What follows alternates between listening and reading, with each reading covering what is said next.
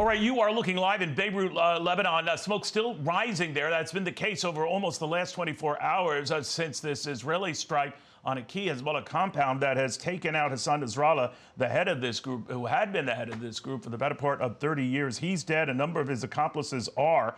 And all of this as Iran's supreme leader is telling Lebanese citizens to rise up against Israel. We've got General Jack Keane with us. General, what do you make of all of this? Well, I think this is really quite remarkable, Neil. I don't have a precedent for it. The Israeli intelligence has thoroughly penetrated the entire leadership structure of the Hezbollah organization. And as such, they've been systematically decapitating that leadership structure.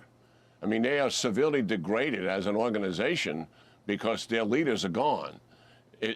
They still have tens of thousands of fighters, and they've got hundreds of thousands of rockets and missiles, somewhere between 120,000 and 150,000. So they still have huge military capability. But this is a major setback for them to have lost that entire leadership structure. It's a serious blow to them and also to the Iranians. And we got to emphasize what the ambassador said here, Neil. I mean, why is Israel doing this? They're trying to get Hezbollah to stop shooting into northern Israel so they can return 70,000 citizens to their homes. If they don't do that, then Iran and Hezbollah redefined Israel's border. And they're able to do it now because they've about destroyed the 5 brigades that have been Hamas brigades that have been operating in Gaza. I mean, they got more work to do, Neil, but the hard work has been done. And that's why these last several weeks, you've seen them focusing on Hezbollah. Israel does not want to do a ground campaign to force the Hezbollah military forces back.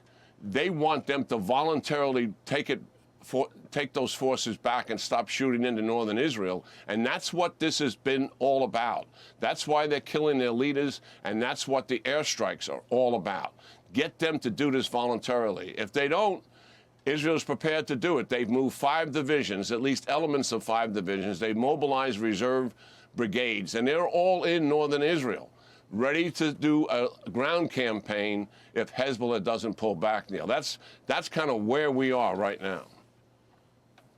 You know, it's interesting, too, what you were saying there, because there have been 100 targets hit in this Beirut concentrated attack. Separately, when it comes to Hamas, 23 of 24 terror battalions have been destroyed there. There are calculated strikes against Houthi strongholds, another separate proxy for Iran. But they've got a lot of work on their hands, and we're told in any and all of these recent operations, at least, General, they don't run this by the White House. What do you make of that?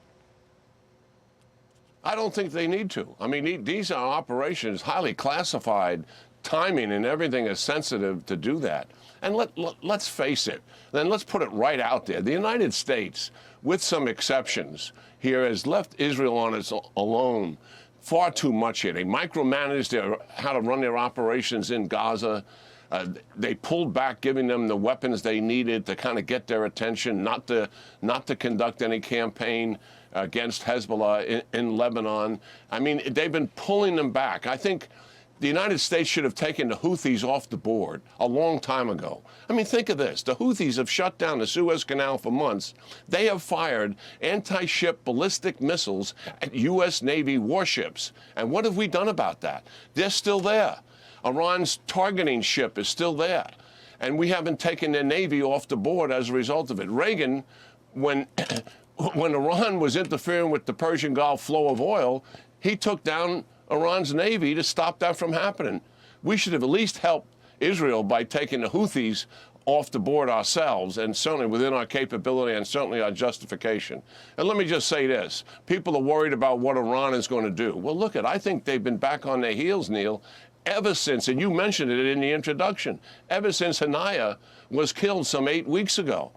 They promised to do something about that. Hasn't happened. I think they may do something here, but they are not going to expand this war and go to war with Israel. Why? They lose it, and they'll lose their regime. That is not going to happen. And what's not very well known is the Iranian conventional military is not very strong. The strongest part of it is their rocket and missile force, and 40 to 50% of those missiles malfunction in the April 13th attack. So that's kind of my perspective on, I think, where we are. Very telling, General. Thank you very much, my friend.